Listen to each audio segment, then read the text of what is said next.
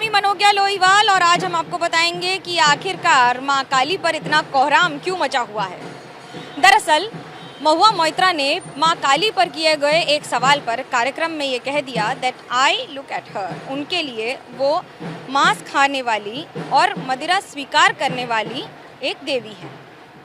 इस पर सवाल और बवाल दोनों ही क्यों? महुआ मोइत्रा ने जो कहा वो उनके शब्द हैं। पार्टी यानी कि तृणमूल कांग्रेस की सांसद होने के बावजूद उनसे पार्टी ने ही दरकिनार कर लिया है खुद को, ये कहते हुए और हाथ झाड़ते हुए ट्विटर पर कि ये जो शब्दावली और शब्दों का इस्तेमाल किया गया है वो इनके निजी शब्द हैं, इसका पार्टी से कोई सरोकार नहीं है या फिर कोई लेना देना नहीं। अब आखिरकार इतना सवाल और इतना बवाल क्यों हो रहा है? पहले आपको लेकर चलते हैं इतिहास में। माँ काली यानी कि काली घाट हो या फिर दक्षिणेश्वर का मंदिर हो या फिर आपको माँ तारापीठ का मंदिर हो, इन सभी में क्या मांस और मदिरा के साथ उनका पूजन अर्चन होता है? क्या माँ कामाख्या में भी देवी के स्वरूप का पूजन अर्चन इसी तरह होता है?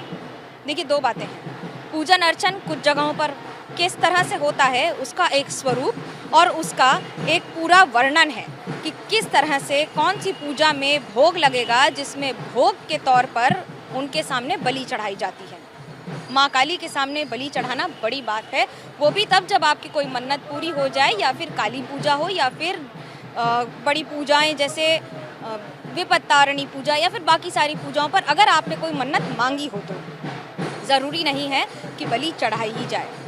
हाँ, दुर्गा पूजा के दौरान अष्टमी पर रात को या दोपहर में संधि पूजा होती है। संधि पूजा वो 48 मिनट का समय होता है जब ये माना जाता है कि दुर्गा सबसे ज़्यादा शक्तिशाली होती हैं और 24 मिनट अष्टमी के, 24 मिनट नवमी के, उसी दौरान उन्हें महिषासुर का वध किया था, जिसके बाद बलि चढ़ाकर उस भोग को, उस मांस के भोग को नवमी में रखा जाता है, यानी नवमी का भोग ही मांस होता है।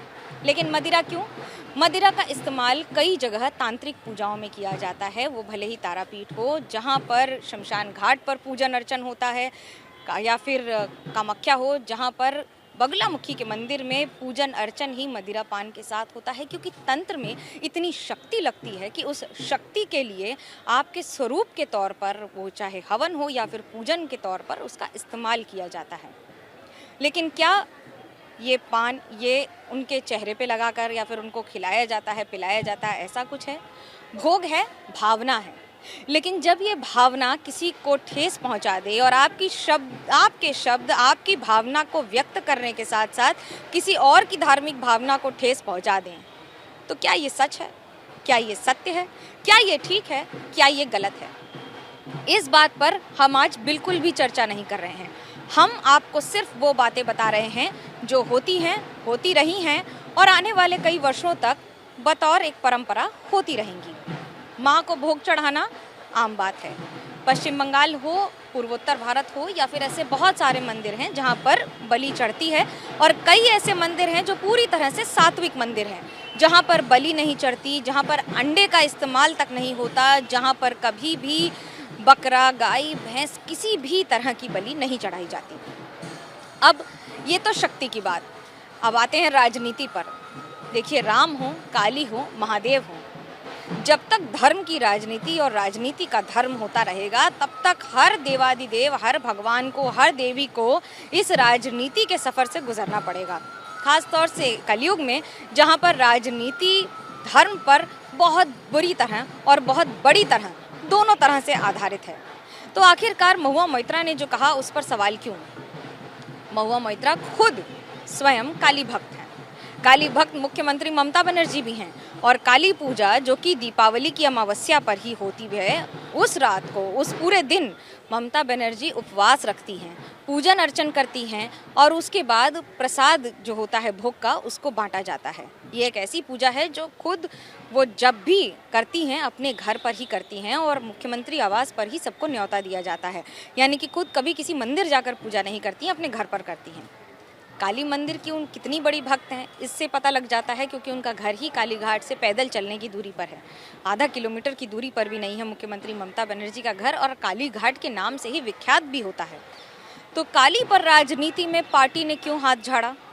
इसलिए क्योंकि वो बखूबी जानते हैं कि ऐसे कई शब्दावली हैं जो हिंदुओं को, बंगाली हिंदुओं को भी रास नहीं आएंगे। रास नहीं आएंगे, क्योंकि माँ काली एक भावना है, माँ काली एक श्रद्धा है, माँ काली एक ऐसी देवी का नाम है जिसको आप अपने स्वरूप में देखते हैं। ज़रूरी नहीं है कि आप उन्हें विकराल स्वरूप में ही देखें, आप उन्हें सौम्य स्वरूप में भी देख सकते हैं। ये आपकी भक्ति भावना है, आप उन्हें कैसे देखते हैं। तो क्या इन शब्दों से भक्ति भावना को ठेस पहुंच गई? दूसरा सवाल, जिस काली के पोस्टर पर यह सवाल किया गया, महुआ मोइत्रा ने ये साफ कह दिया कि मैं न इसका समर्थन कर रही हूँ न विरोध, मैंने इस पर कोई टिप्पणी नहीं की है। लेकिन माँ काली पर किए हुए शब्दों को कई लोगों को नाराज कर दिया है।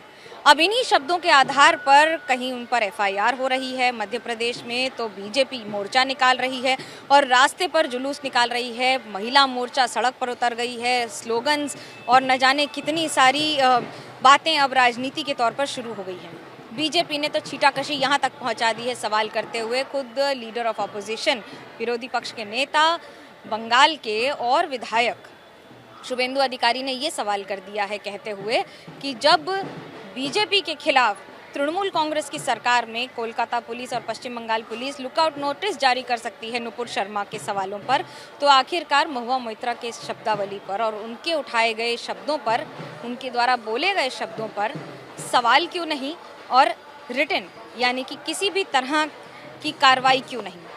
कार्रवाई पुलिस का काम है, सरकार का काम है, लेकिन सरकार चलाती है पार्टी, और जो पार्टी सत्ता में होती है वो ये बखूबी जानती है कि उसका राजनीतिक फायदा किस में है।